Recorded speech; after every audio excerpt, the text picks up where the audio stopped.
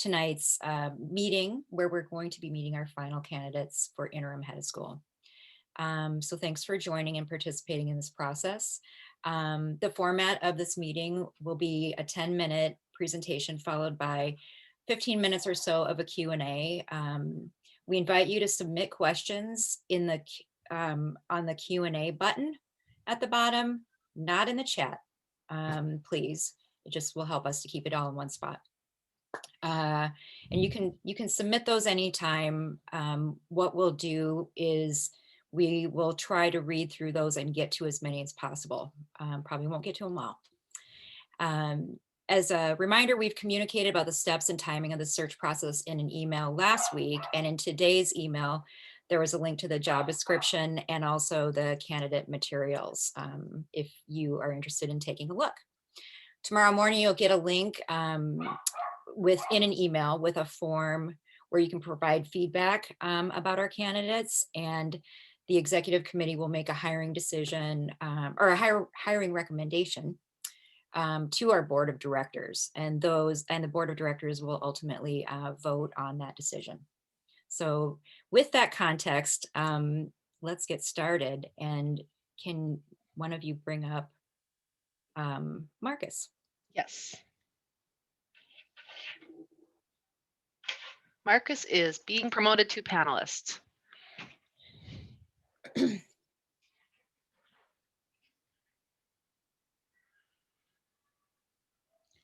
Hi. There he is. Nice. Fancy. So I would like to introduce to the Great River community, Marcus Walker. Good evening. Marcus is a St. Paul native and a former Great River School staff member. He was athletic director from 2007 to 2013, when Great River was part of a sports cooperative with 2 other charter schools. Prior to that, Marcus was the executive director of Walker West Music Academy in St. Paul for 5 years. Prior to that, he was a high school music teacher at De La Salle in Minneapolis. And Marcus is currently the executive director of the Exchange Coalition Institute, which is a national nonprofit based in Austin, Texas, that researches law enforcement misconduct and provides models and policy solutions to address systemic racism and facilitate civil justice legislation in cities and states across the US. In this role, he works with schools, communities, faith-based and civic organizations to facilitate dialogue on issues of diversity, equity, inclusion, and social justice. And with that, welcome. Thank you very much. Absolutely. It's an honor to be here tonight. And listen, I've been looking forward to just talking more about Great River and the interim head of school position and the upcoming school year. So would love to just get into the questions. I understand we are under time constraints. The first question presented to candidates basically says, what am I passionate about when it comes to education? Education to me creates opportunity. Education inspires development, and it can ignite creativity. Education can oftentimes build and cultivate lifelong relationships. I know I still have some myself. Education can change lives, and in some cases, it even saves lives. And so it's the very reason I became an educator. I'm sure many of you feel the same way. I felt directly the impact of education because my father is a lifelong educator. And I directly received and felt the impact, of what education can do for a human life. But more specifically, why am I passionate about Montessori education? Because now that I've had a chance to be at Great River, I have an entire different view. And I think one of the things that I think Dr. Montessori, Maria Montessori, discovered is that there's a genius inside of everyone. And what she did is to create a model that basically is an internal construction plan for every human being and its associated changes, growth, and development over time. But each being unique to that human being. And I think it's wonderful. When I had a chance to then begin to study, the philosophy to understand more as, becoming a member of the community. And I wanted to just understand what were the principles, and now I understand that the principles promote independence and responsibility and conflict resolution and problem solving and leadership skills, and the Montessori education model and philosophy is one that I embrace. And so now that I've seen it firsthand, I've also understood how and watched how it has directly impacted many lives. Seeing how many of those former students are now model citizens and making positive contributions to society and humanity as a whole. And it's very encouraging watching that from, again, you see the early students and the early development and cognitive moving on in elementary when we're promoting social development and problem solving. But here at Great River, as the students get older, it turns into motivation and mission and purpose. How are you unique to this world? What's unique about you, and what will you bring to our society? And so I think that's what I love about the Montessori pedagogy, and understand its impact. And so, of course, that's one of the things that inspired me. So those are things that not only inspire me about education as a whole, but more specifically, the Montessori education, and this being a non-traditional method. And so this is why I'm here today to just speak to that. And those are my views when it comes to education. Question number 2 is in where it says, what would the first 100 days look like as interim head of school? I believe wholeheartedly in building relationships. I believe in re-energizing the culture of a school. I believe in rededication to mission and vision of a school. I believe in board development. And what the plan would be would first would be to solidify with the board what we call a board boot camp. I love to call it that, to make it exciting, where we have planning sessions to rededicate ourselves to the vision and mission, but also our steps to get there, and what ways will we evaluate the effectiveness and the progress of our vision and mission, these steps that we've created. And so we need to do that to be able to effectively communicate it to our community when we're working with them, and we're all trying to embrace and look at the same shared agenda. And so we start with board development and boot camp. We move on to direct reports and setting up rhythmic meetings with those direct reports so that we can talk about goals in various areas or departments. We can also talk about ways to get there and support teams needed. What can we do from this end to help achieve those goals? And then we set up timelines as well to achieve those goals so that we can track the effectiveness and say a goal didn't get accomplished, then we figure out how to then get that as priority number 1 on our next season, if that's the next month or whatever that rhythmic time is that we have set up. And so we get direct reports going so that we can look at our progress. We move on to teachers and staff, faculty. I just like to call you staff, right? And so for staff, I love to leave open door. I'd love to meet with you at some 40-minute voluntary sessions at your discretion. I have an open calendar. These are early off in the 100 days. I'd love to know about your professional goals. What do you love about being here at Great River School, and what ways can we help you achieve those goals? What are some areas of challenge? What are some areas that we can work together on? I want to empower you. I want to listen to you. I'd love to learn your world by listening to you and figuring out how I can help you in those areas. We'll move on to students. And students, let me assure you that you're the very reason we're here. We became educators because we love that it's a part of shaping lives and the value and the impact of education. So you're why we're here. I'd love to hear from you, set up early meetings with students to really energize them, to promote the culture again, and really raise the pride of being here at the school, why you love being here at Great River. But also what we want to do is set up some advisory teams. And so extracting students from every grade level into an advisory group that I love to meet with frequently. And we want to hear from you. One of the things I've learned as an educator over the years is you have to listen to the voice of students. And they oftentimes feel like we're not listening, that we're operating by rules and not principles. And we want to assure students that we're certainly doing those things and listening to them. Parents, we want to meet with parents. We want to meet with you as well. And I want frequent meetings with you so that we can not only talk about vision and mission and alignment, but we want to hear your ideas about your child's experience. How is your family? What's your experience like here at Great River? And we want to honor that, and we want to hear you and be able to then move from there and maybe integrate some ideas. Of course, we can't always do that, but we want to be able to listen to you and figure out how it aligns with the overall vision and mission. Let me say that those same meetings will happen along with some community relationships as well as donors. In all of those meetings, I send questions prior to, so that there's some ongoing and some early dialogue before we sit down. And really, when we walk away from these meetings, we always feel like we've accomplished something. There's actionable steps, there's deliverables.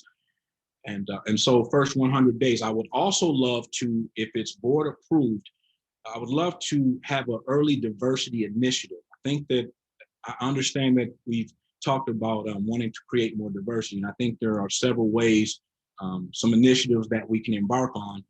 It would have to be approved by the board, but I think that these things help put boots and a stamp on our efforts when it comes to promoting our vision and our mission. So those are the things that I see in the first 100 days. Our mission is to, coming off a pandemic, to certainly make the transition as smooth as possible. I understand it's been a tough time for teachers. I understand it's been a tough time for families. And what I'd love to do, even in an interim year, because each year is its own. And if we consider in the interim year, we really have a unique opportunity to kind of get back to school, but embrace a new way of learning and teaching, right? And because we still have to have measures in place and guidelines. So I'm excited to have an opportunity to talk about those first 100 days with you more in depth if the opportunity allows. And again, just want to thank you for an opportunity to share in this 10-minute segment here.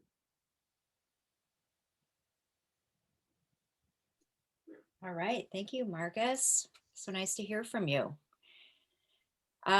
We are seeing the questions roll in. So. And Jen, before we start reading them, can you give me a quick time check? How much time do we have? It's 6:14. So we have 15 minutes. Oh, wonderful. Okay. So Marcus, I will jump. I'm going to jump the line. This is generally first come, first serve, but we do specifically have someone saying there's a question from a student. Speaking of how important it is to hear from students. So we are going to jump to that one quickly to ensure it's a fourth year student who is watching. Do you know how to use they, them pronouns? Yes, I've over the past few years, I've had a chance to really dive a little bit more in my work and doing some residencies, working with some schools. And of course, every school community is different. What I can assure you of is that every community that I walk into, I respect it wholeheartedly. And my mission is to really learn what the community is and the culture. And I want to be a part of the culture. And so the areas where I may be lacking in some things, I want to be taught. And I want students to feel that as a reciprocal nature, right? And just understanding what I love about Great River is its dedication to the, in addition to us being excellent academically, is the fact that we are dedicated to racial justice and gender equity. And so I fully embrace all those things, and I'm actually so excited to just become fully integrated within the community and learn more. Thank you, Marcus. And again, to everyone submitting questions, first of all, thank you. Secondly, we will get to as many as we can within the time, but likely not all of them because there's some big questions in here. And third, those of you who are submitting multiple questions, we're going to make sure everyone gets to eat first before we go to seconds. So be advised, but we'll make sure we keep these. And if we feel there's more to answer, we're happy to follow up. Okay, thank you again, Marcus. Here's a question for you. And there's some acronyms. I'm just going to spell them instead of trying to say them because I don't know the nomenclatures. So can you tell us, Marcus, your understanding of special ed, IDEAs, and FAPE? Yeah, so the FAPE, I'm not as familiar with that, but I understand the individual education plans. I certainly had a chance to, what's not on my resume is I worked over at Arlington High School for a while. And over at Arlington High School, basically every student had some type of special education plan. At being a varsity and working, varsity coach and working in the athletic department there, basically I had to really ensure that every student, I really adhered to every student's individual plan, and understanding that, again, it really highlights every person having its own pace and their growth level and the way they learn, right? And so that actually that helped prepare me to understand even more when I came into this philosophy, understanding how much it's important to understand everyone as its own individual. And so again, I think that one of the things early to do with special education director is to sit down, learn your world, understand, what are the things going on in your world, and according to compliance calendars, and what do we need to talk about so we can understand fully the operations of special education. And then also, again, where are we strong? And then where can I help you? Where can I learn and help you in your area of leadership? And so, yeah, that's part of my promise. Again, is full integration, and that's sitting down with leaders of departments and understanding what you do, the language of what you do, and absolutely, I'm committed to that. Great, thank you, Marcus. Another question for you. Curious about, and I would like, knowing the resume, please feel free to have this answer include not necessarily formal work. So curious about the largest number of staff or teams you have managed, and what was that number of staff and organizational budget? Absolutely. So I don't speak a lot about some of the things I've done in some faith-based organizations, but I will say that I was a part of a unit that was 5,000 plus, as a part of the organization. The budget is, I would say it's about a $3.4 million budget yearly at that structure. We've had up to, I would say, in between the 1 and 200 mark when it comes to employees or people managed, and then 12 individual teams or 12 direct reports, I would say, of those individual teams that I would meet with. That would be part of that rhythmic structure that I spoke to earlier. Thank you, Marcus. Let's see. Here's a nice one. Mr. Walker, could you give us a concrete example of a circumstance where you had to make a final decision and you surmised the decision you would take would not be a popular one? However, the outcome was either positive or one that was aligned with your fundamental values, thus one which you could live with. Thank you. Absolutely. Oh, wow, there's so many I can think of. A lot in there, yep. Yeah, absolutely.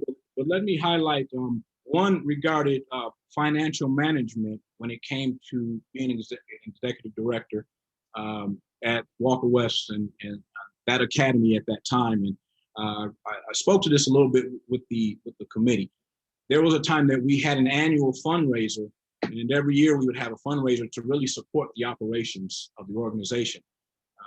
And we had a budget that was set. I think that I was really young in my leadership, and I think my eyes were set on a grand experience. And at this fundraiser, we would rent out the History Center, and we would have a gala right? And black tie event and invite some celebrity guests for entertainment, right? And to be a host. And so you can imagine that the budget begins to increase the bigger the event becomes. And, what we hadn't secured at that time is the proper fundraising, right? And so the fundraising didn't match the level of mid, while we were on our way to the actual fundraiser, we actually had to stop and recalibrate our focus on how we would still achieve our goal at pulling off the annual fundraiser.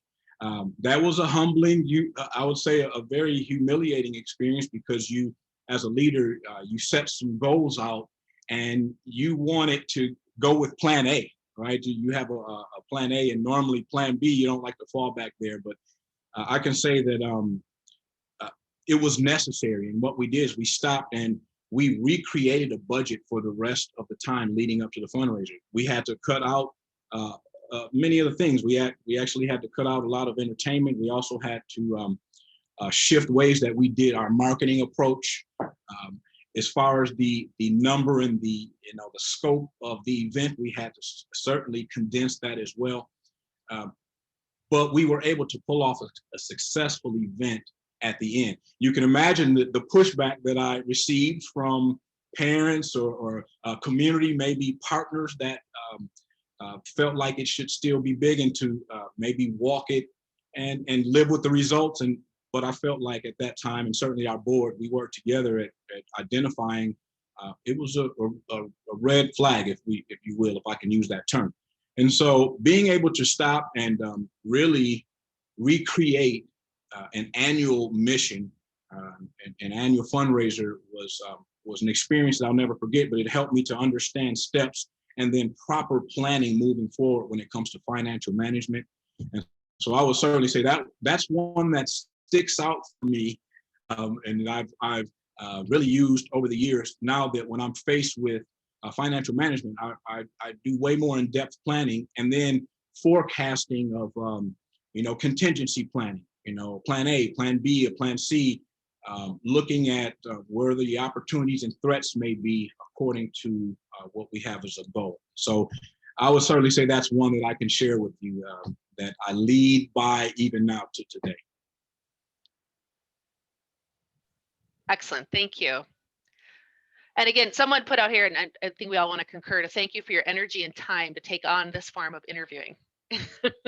We're all doing new things at this wacky, bonkers last year we've all had. So we appreciate that. Here's one for you, Marcus. What leadership models have you relied on or experienced in previous roles? How is that aligned with your goals as an educator? Oh, absolutely. So not only being a product of a leader, but I've also prided myself in attending leadership academies, continuous education when it comes to development, and then specifically walking into some nonprofit leadership. In addition to my experience in education, I am now, I call myself a lifelong learner. I feel like life is a classroom. I never stop learning, and I want to do that so that I can always, as they say, you can understand and be relevant with the culture and understand how to effectively reach people and get the best out of it. I can say that I am a reader. I believe reading is the oxygen of education. That's what I believe. I read a lot, and I read even perspectives that are way different than mine, because if nothing else, it teaches, it broadens your horizons, right? And again, we're trying to all be prepared for a world that's unpredictable, be prepared as much as possible. And so I read a lot, and again, I also, situations such as this, I would certainly love to familiarize myself even more with taking more Montessori leadership courses. I would love to get some consultation from some charter school law lawyers to make sure that I'm always in compliance and understanding. And so I'm one of those people that just will never stop learning, and I'll walk into any environment and consider myself a student, even if I'm leading. I want to learn from those who are there. I want to learn what do you see in a leader, and what ways do you want this experience to be even greater? And so, yeah, those are my approaches to leadership. Yes, I feel like I've been in several arenas: education, social justice, right, faith-based, and nonprofit. And although each domain has its own ebbs and flows, the common theme in all of these is to empower people to do their very best by building relationships. By the way, you do that. Relationships are not transactional, they're relational. You have to get to know people in order to get the very best out of them, and so they can trust that you're there to empower them and nothing else, right? And so that would be my leadership model. Thank you. I've had a couple questions in a similar vein, and it's about this that phrase that we heard you say about, could you speak more about what you mean by, and I quote, a new way of learning and teaching for next year, and why do you believe that should be a priority for Great River next year? Absolutely. Yeah. Now, when I say new way, that doesn't mean wholesale change. I think referring to, so for instance, we've seen new ways of a lot of things. When you go into a restaurant, sometimes now you'll see some tables are off limits for eating. Sometimes you'll see markers on the floor that say socially distant 6 feet. I was in Walgreens the other day, and of course, I'm just looking down and I realized I wasn't on the marker and I had to back up, right? And so I think it's just new ways of understanding there may be different methods. I would highlight that some things happen throughout life that change the course and the way we do things. Let me highlight 9/11. Before 9/11, parents could walk all the way to the gate with a child, and we could keep our shoes on, by the way, and didn't have to take out the bags. Well, that event happened and kind of changed the way we do things. However, because we're so good as human beings at adapting, we adapted to that policy and we've been doing it ever since. And I think in school, coming back from a pandemic, we still want to use the lines from CDCs and health experts. We certainly want to use our expertise of our task force that would be at Great River. And I imagine that we're still going to have some measures in place to make sure that we're all healthy. And so when I say embracing different ways, I should say maybe not new ways, but maybe different ways. That's maybe a better way of saying that. Different ways of learning and teaching. Thank you. Sorry for my dog. Jen, quick time check. How are we doing? Do we have time for one more, or is it time for a graceful wrap up? It's 6:29. So unless you can fire off a fast answer. There's some really good questions. I don't know that we would do them justice or do Marcus justice. We don't want to put you in that position. I will say, and to everyone who's put things in, these are really great questions. One other quick note is we are able to save the Q&A, and so we are happy to provide these in written form as follow-on as well. Not that we would necessarily send it out to the whole community, but these are some great questions that we will save and plan to follow up with. Yeah. Thank you so much. We regret that the time is brief. We also know it's a lot to ask of you and the community in an evening, on a weeknight. So we just appreciate your time. And we will follow up soon. Any last words, Jenny? I just want to say, it's been an honor in this entire process. I'm excited for Great River community, no matter which way it goes, because there's a unique opportunity to really be not only a model in St. Paul area and Twin Cities, but I think that Great River has a model that can really be followed nationally. I truly believe that after experiencing the school, and so it's just been an honor to be here with you tonight. Likewise. Thank you. We really appreciate your time. Thank you so much, Marcus. For the attendees, we will be regrouping at 6:45. Feel free to stand up and get some water. Thank you again, Marcus. Thank you, Marcus. Have a great night.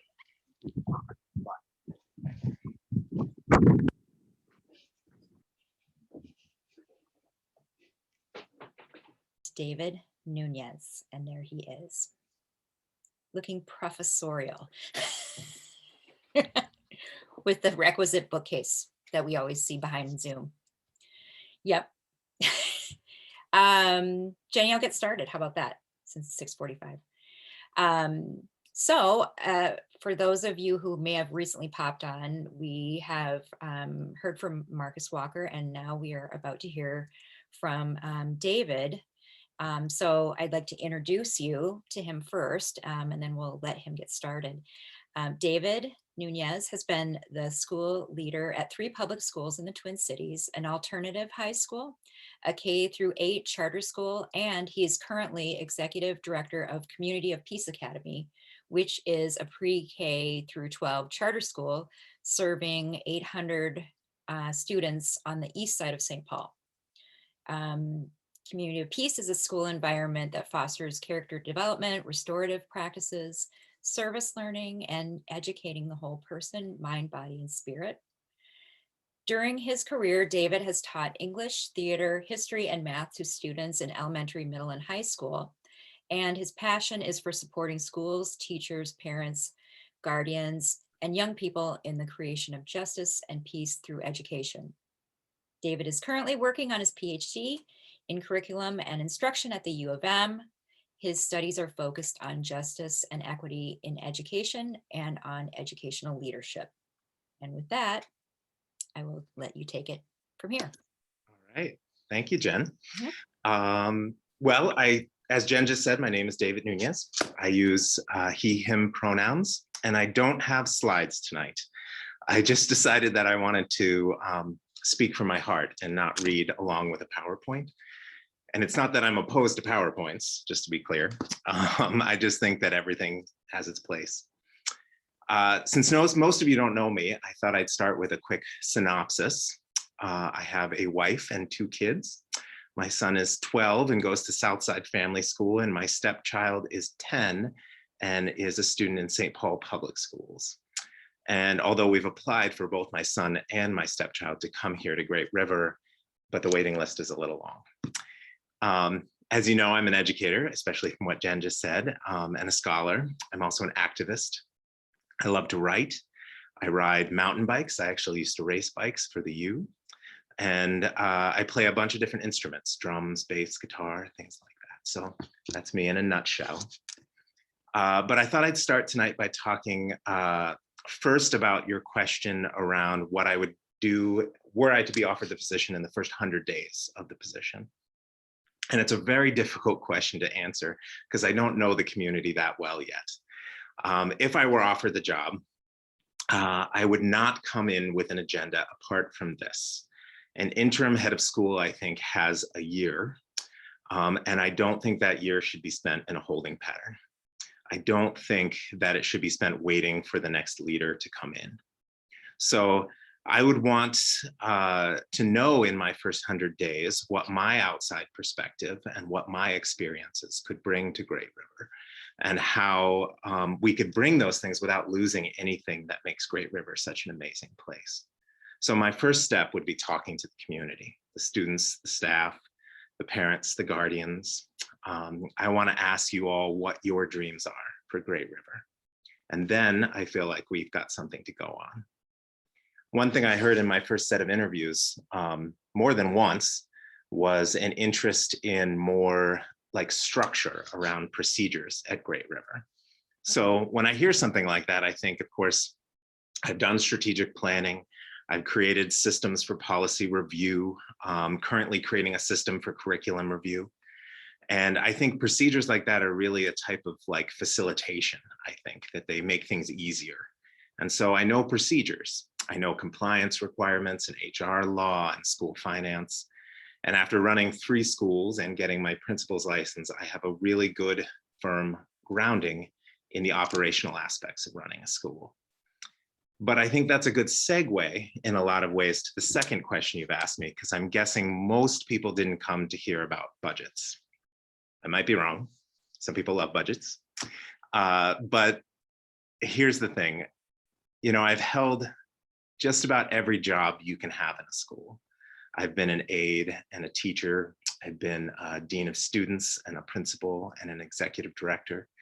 I ran a theater program when I was 25 for pregnant and parenting teens at a Minneapolis public school. And actually, one of my first jobs when I was 17 years old was as a janitor at a local art school. And I just have to say that you cannot even begin to estimate the importance of the people who mop the floor and take out the garbage. But my point is that all of these experiences taught me one thing, that the operational aspects of a school are deeply important because they allow us to get to the things that are even more important to us. I don't love budgets, but I'm good at school budgets. And I'm good at school budgets because being good at budgets lets me do the things that I really love about being an educator. So for the second half of the question, I'd say what I care most about in schools is relationships and community. And the work I love most is around justice in the classroom, and I suppose in the hallways and the lunchrooms and the playgrounds of schools. But your school's vision statement talks about world peace through Montessori education. And I'm not a Montessori trained educator, I must admit, but I'm really drawn to this mission. I've spent a lot of time in my career thinking about peace in education. My master's project was actually centered on peace in education. And it's my personal belief that peace is inextricably entwined with justice. When I was 19 years old, I'm going to deviate for a story a little bit. When I was 19 years old, I heard a storyteller named Utah Phillips speak. And his words have stayed with me ever since then. And he was talking about peace. And yes, he was talking about giving up fists and weapons and angry words and things along those lines. But he was also talking about a much deeper, more personal, more complex understanding of peace and its connection to justice. So for me, on a personal level, for me, I don't believe I can talk about peace honestly without talking about privilege. Here's why. I think when I interact with the world, when I walk down the street, I'm understood mostly as a white, cisgendered, if I'm with my wife, heterosexual man, and I'm interacted with on that level. And it doesn't matter that it's more complicated than that, right? It doesn't matter that my father was a child war refugee from Cuba. I inherited my mother's light skin, and wherever I go, that means I walk through the country armed to the teeth with the weapons of privilege. And so for me, living peacefully, such a key part of your mission, is more than just giving up fists and weapons and angry words. It's about giving up the weapons of privilege. And that means not just being an ally, but it means being a co-conspirator for justice, as Bettina Love says. Of course, I can't claim to have achieved peace or justice in my life, at least not all the time, certainly. But I do think that if there's a worthwhile cause in my life, I think that's the one.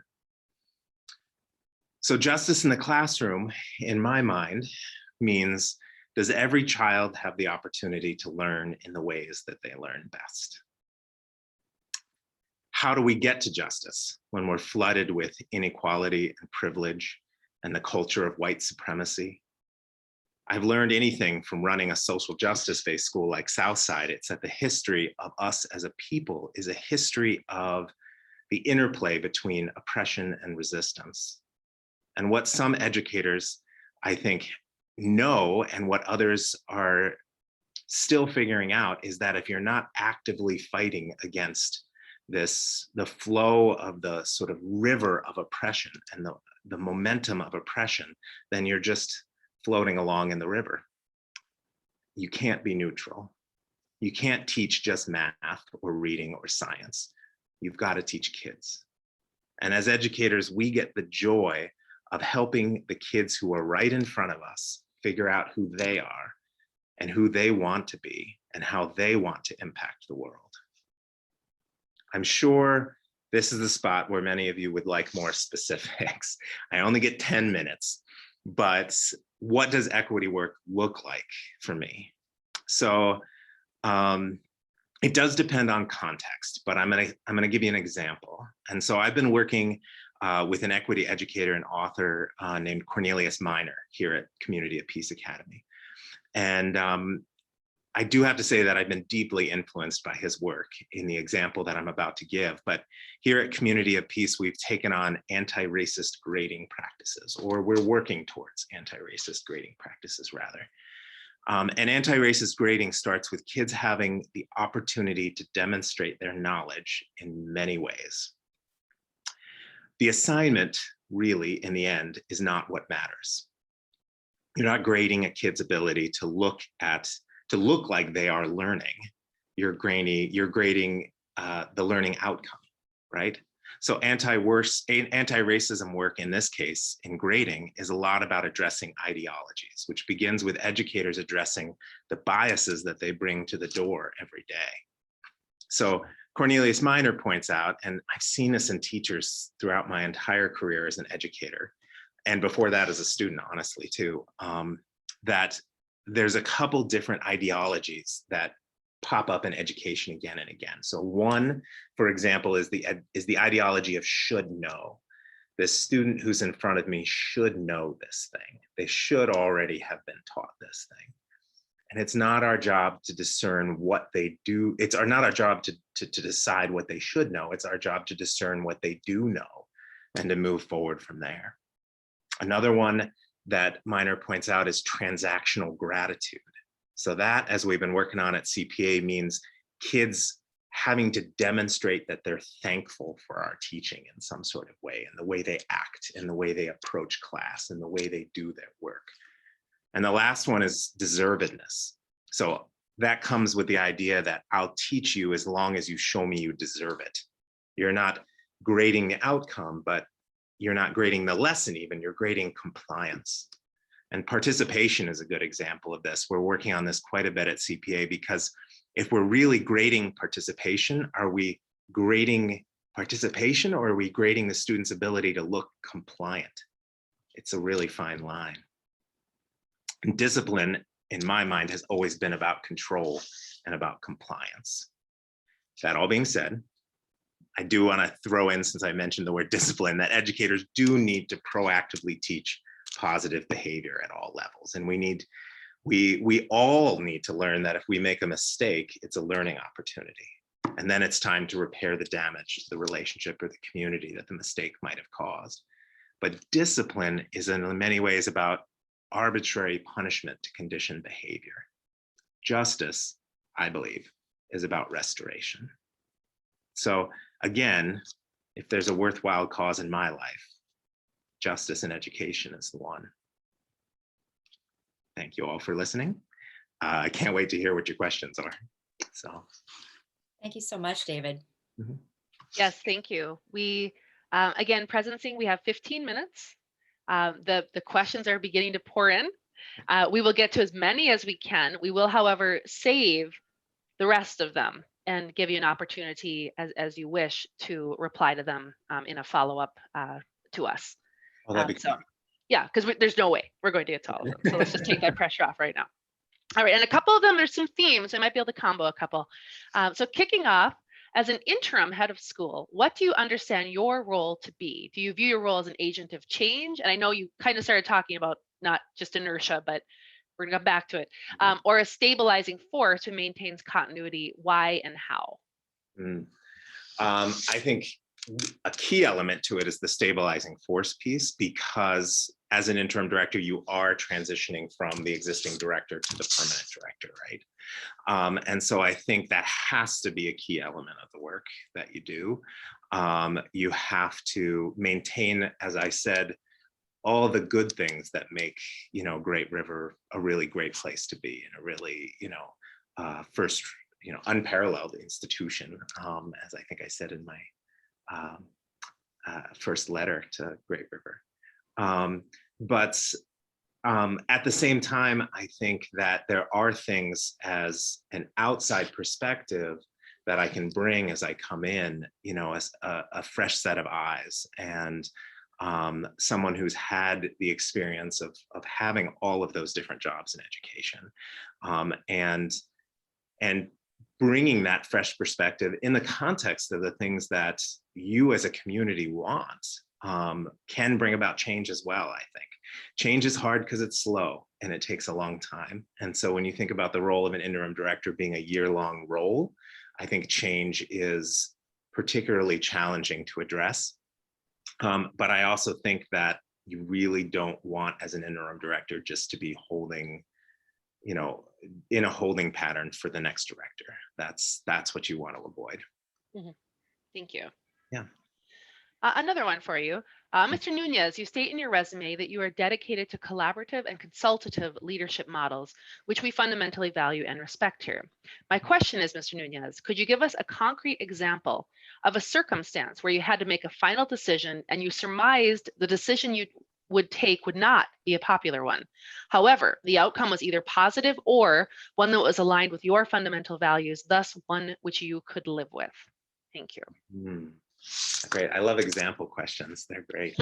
I do think that there are, you know, in my sort of surmising of how decisions are made, decision making is a key element, of course, of leadership, right? And there's generally sort of 4 ways to make a decision, and consensus being on one end of the spectrum and sort of authoritarian decision making being on the other.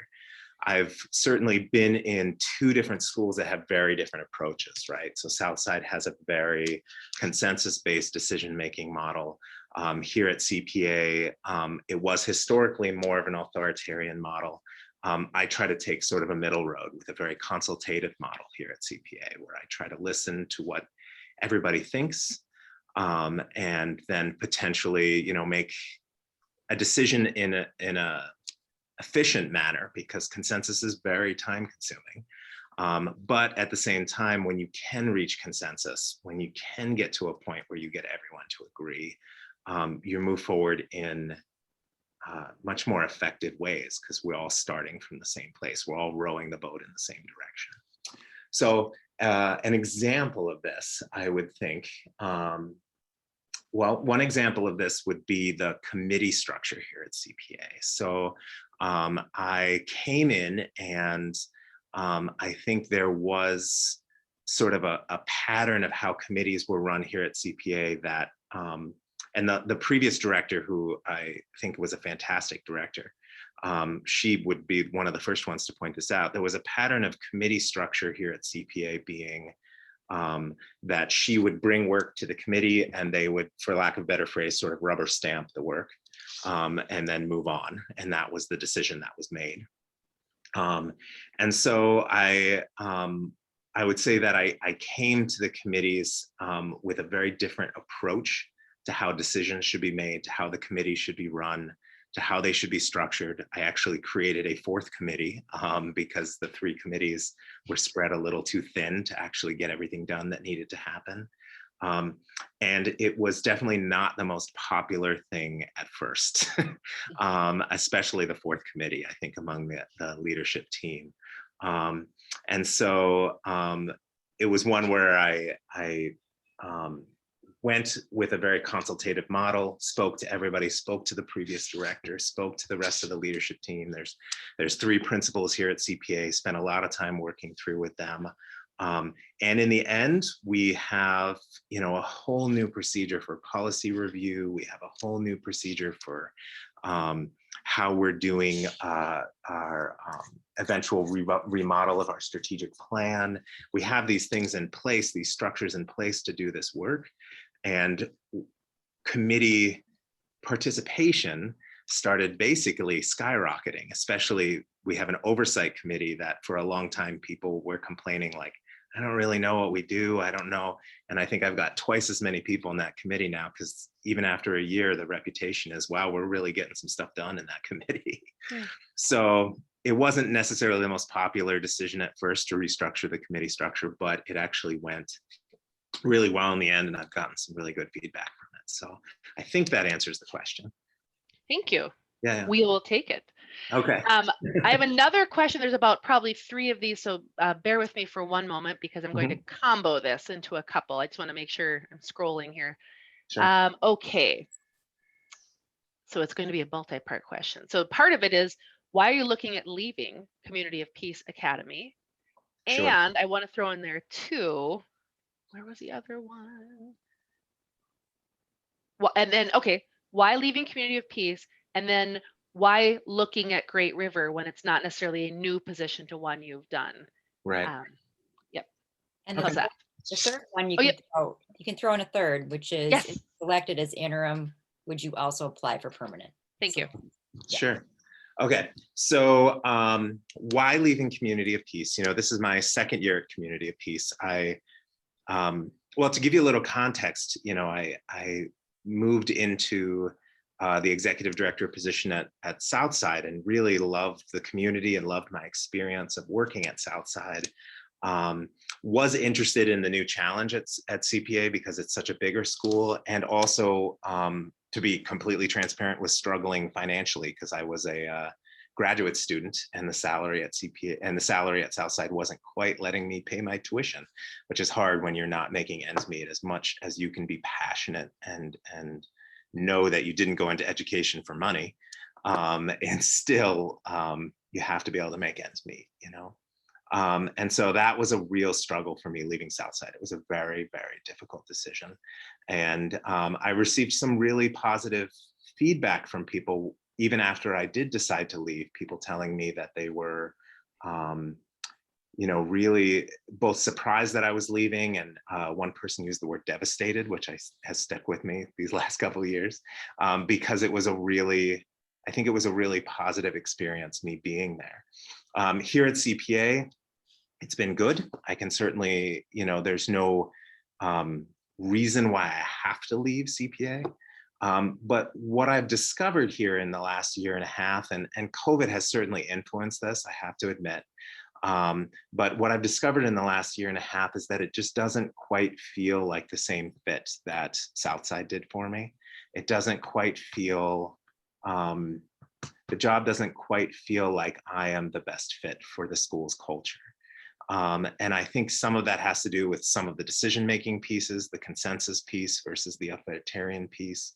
Some of it has to do with the very hierarchical structure here at CPA, I think. And it's certainly not like I said, it's certainly not bad. It's certainly, you know, a place I will continue to be. Great River is the only school I have applied to. I'm not out looking for, you know, multiple positions and applying around at different jobs. But the position at Great River caught my attention. I have a couple friends that work at Great River. And like I said, I've been applying for my children to go to Great River. So I know already quite a bit about the community from that perspective. I've visited before on 2 different occasions, actually. I've seen the building and just been impressed over and over again with the work that I see being done there by educators. And so, you know, it was only reaffirmed for me in the interview process when I was talking with the interviewing committee, and the answers they gave when I asked them, what is it that drew you to Great River? What is it that makes you love Great River? Where do you want to see Great River be in a few years? It was just reaffirmed that it is such an amazing community. And so the opportunity to be a part of the Great River community, I think, is a big part of it. And the feeling, honestly, that it feels, from what I know of the school, it feels like a better fit for me than CPA does. So that's a big part of it. I would also say, and I've been saying this all along, and been honest with Jen and the hiring committee, that I would be interested in the permanent position as well. I know that's not what I'm applying for right now. I understand that I'm applying for the interim position, and I fully believe that if I wasn't hired for the permanent position, that I would, you know, be able to fulfill the role as an interim, you know, without question, certainly. But at the same time, I think that I have to be honest and say that I'm interested in the position, and I think that there is sort of a advantage to the interim position in so many ways, because in short order, Great River will have a very clear idea, I think, about whether or not they feel like I'm the right person for the job in an interim position in the long term. And I will have that same, you know, idea. It gives me the opportunity to get a really clear picture of what Great River is and what goes on at Great River from more than a potential parent's perspective, but from a staff member's perspective. Thank you. Yeah. There are a lot of really good questions, and I want to acknowledge the time checks. I believe we have about, is it 5 minutes, Jen? Yep. Okay. So don't worry. We will give an opportunity offline to send a lot of these amazing questions. But I Sure. do see a question has been indicated as coming from a student. We Mhm. always want to make sure we get an opportunity to get those out here. So it's a Absolutely. question from one of our upper adolescent students. Mhm. We're in a very politically divided time. Is there a rule? Sorry, not a rule. I'm going to start over. Is there a role for politics in education? And if so, how should or shouldn't it be included in the curriculum or in decisions made?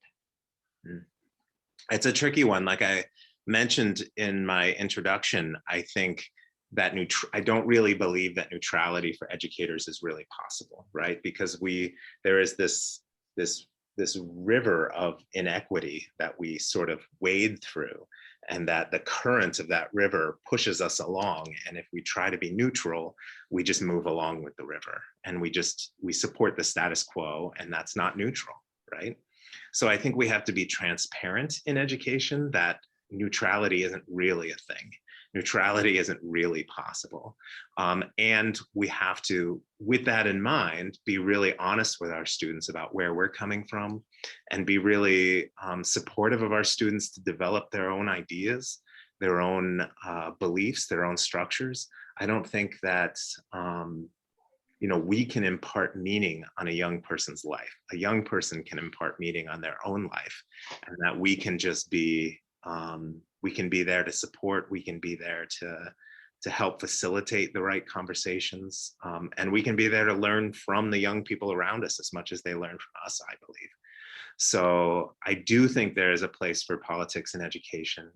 I'm a very political person, but I also think there is a place, but I think we have to be very transparent with young people and with their parents and their guardians and the entire community about what our biases are and what our beliefs are, and where we're coming from, and be open to hearing other perspectives and be open to possibly change. So Thank you. yeah. We have one important comment out there in the Q&A, which is simply from one of our attendees, thanking you for your energy and time. I want to make sure we call that one out too. We are very appreciative. Of course. Okay, Thank you guys let's so much. see. I believe, and I'm not sure, but I believe this may be another student, 'cause I think I recognize the name. So I'm just going to, one last question that I believe is from a student. Great River has a lot of things that make us different from other schools. Was there any one characteristic or tradition that drew you to Great River School? That is a good question. There's so many things. Like, I mean, having visited and seen the facility, it reflects so much, I think, of the work you do, like from everything from the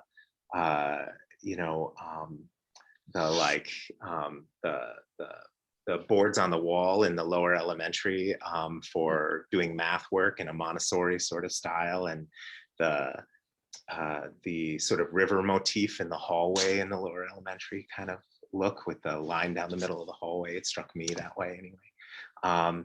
All the way up to like the goats and the facility is just unique to, and I think expresses the community in really interesting ways.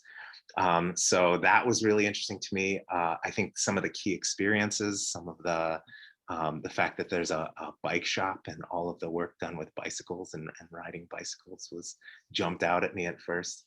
But I think overall the biggest thing is that sense to me of education really being about something, about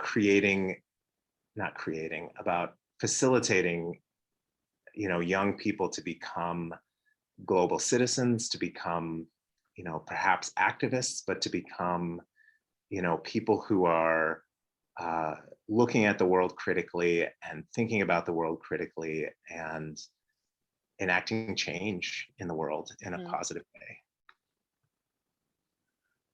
Thank you. Yeah. I'm afraid we're at time. Yeah.